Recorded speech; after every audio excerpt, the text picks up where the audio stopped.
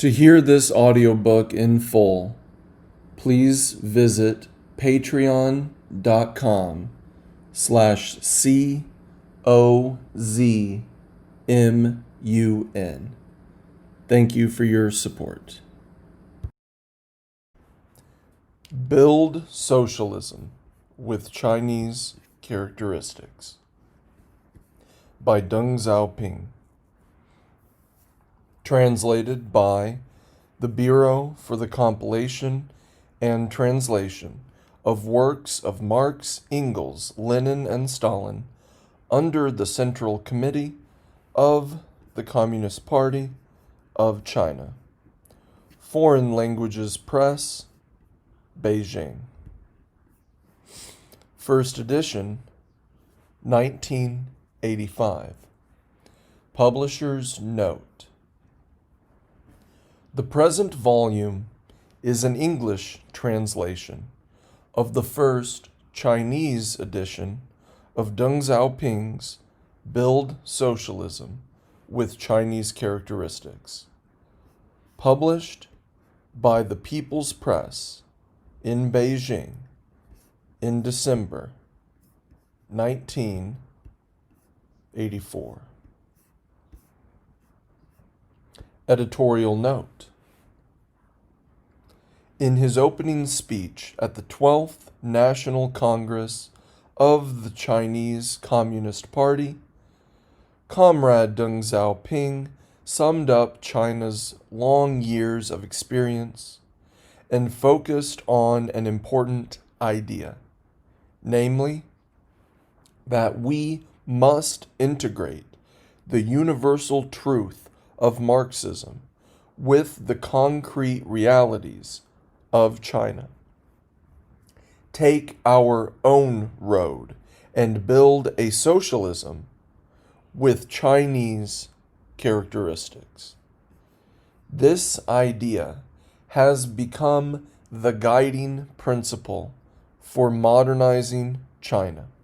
Since the party's 12th National Congress, he has elaborated on this idea in many talks and speeches. With his permission, we have edited and published his opening speech at the party's 12th National Congress, as well as other talks and speeches concerning this concept.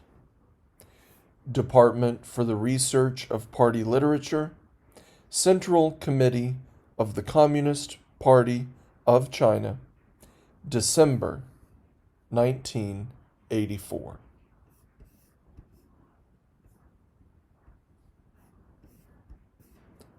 Opening speech at the 12th National Congress of the Communist Party of China, September 1st, 1982.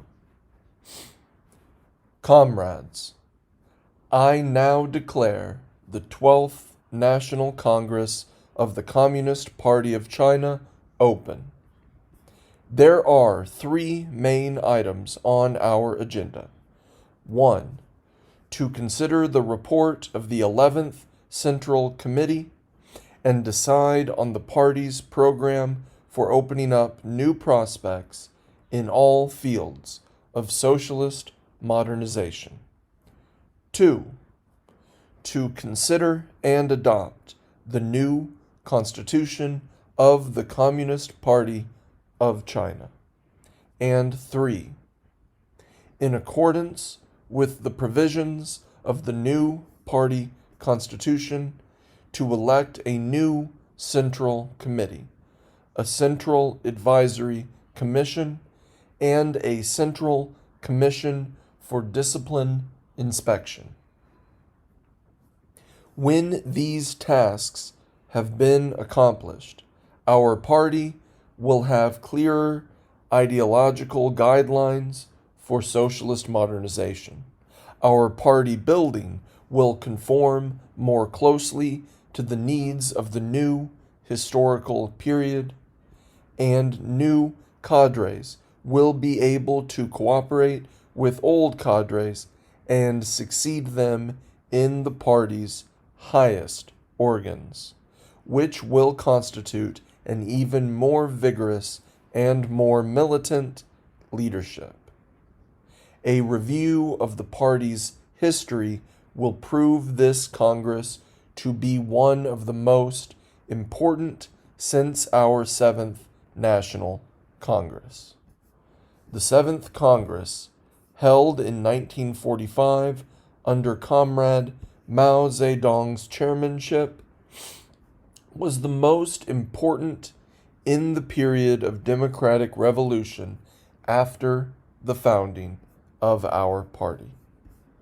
The delegates summed up the historical experience gained in the tortuous development of that revolution during the preceding quarter of a century, formulated a correct program and correct tactics, and overcame the wrong ideas inside the party. They thus achieved a unity of understanding based on Marxism-Leninism and Mao Zedong thought. As a result, the party became more united than ever before. It was the Seventh Congress that laid the foundation for the nationwide victory in the new democratic revolution. The Eighth Congress of the party in 1956 analyzed the situation following the basic completion of the socialist transformation of private ownership of the means of production, and presented the nation with the task of all-round socialist construction. Its line was correct. However, because the party was still inadequately prepared ideologically for all-round socialist construction, that line and the many correct views put forward at the Congress were not fully implemented. After the Eighth Congress, we achieved many successes in socialist construction, but we also suffered serious setbacks. The present Congress is being held in circumstances vastly different from those prevailing at the time of the Eighth Congress. Just as the quarter century of tortuous development of our democratic revolution before the Seventh Congress taught the party the laws governing that revolution, so the quarter century of tortuous development of our socialist revolution and construction since the Eighth Congress has taught the party other profound lessons. Since the third plenary session of the 11th Central Committee, December 1978, the party has returned to its correct policies in the economic, political, cultural, and other fields. In addition, after a study of the new situation and new experience, it has adopted a series of correct new policies. Compared with the time of the Eighth Congress, our party now has a much deeper understanding of the laws governing China's socialist construction, has much more experience, and is much more conscious and determined in implementing correct principles. We have every reason to believe that the correct program that will be decided on at this Congress will create a new situation in all fields of socialist modernization and bring prosperity to our party, our socialist cause, our country, and the people of all our nationalities.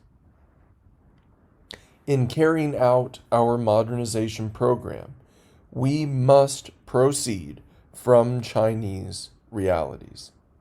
Both in revolution and in construction, we should also learn from foreign countries and draw on their experience.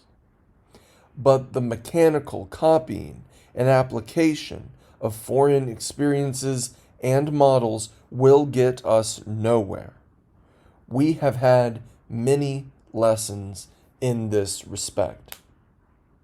We must integrate the universal truth of Marxism with the concrete realities of China, blaze a path of our own, and build a socialism with Chinese characteristics.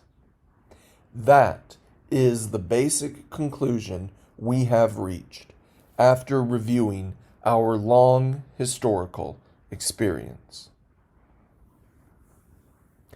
China's affairs should be run according to China's specific conditions and by the Chinese people themselves.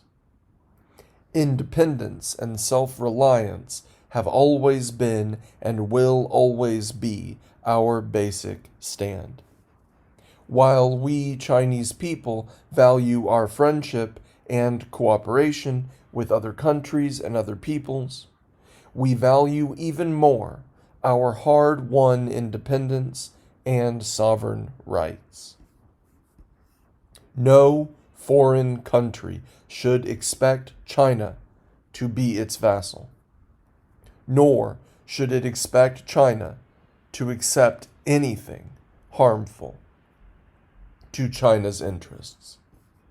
We will unswervingly follow a policy of opening to the outside world and actively increase exchanges with foreign countries on the basis of equality and mutual benefit.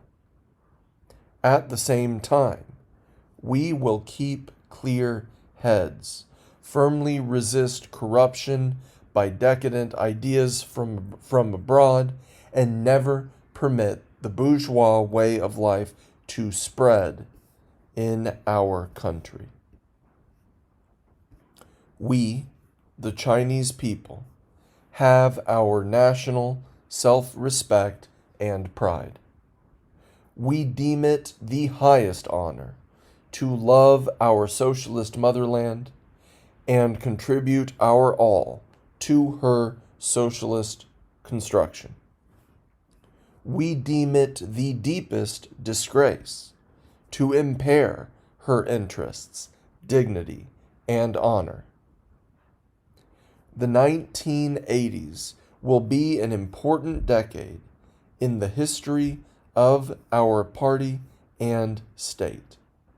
To step up socialist modernization, to strive for China's reunification, and particularly for the return of Taiwan to the motherland, and to oppose hegemonism and work to safeguard world peace. These are the three major tasks of our people in the 1980s. Economic construction is at the core of these tasks. It is the basis for the solution of our external and internal problems. For a long time to come, at least for the 18 years till the end of the century, we must devote every effort to the following four tasks: to restructure the administration and the economy and make our cadre ranks more revolutionary, younger, better educated, and more competent professionally; to build a socialist civilization which is culturally and ideologically advanced; to combat economic and other crimes that undermine socialism; and to rectify the party's style of work and consolidate its organization on the basis of a conscientious study of the new party constitution.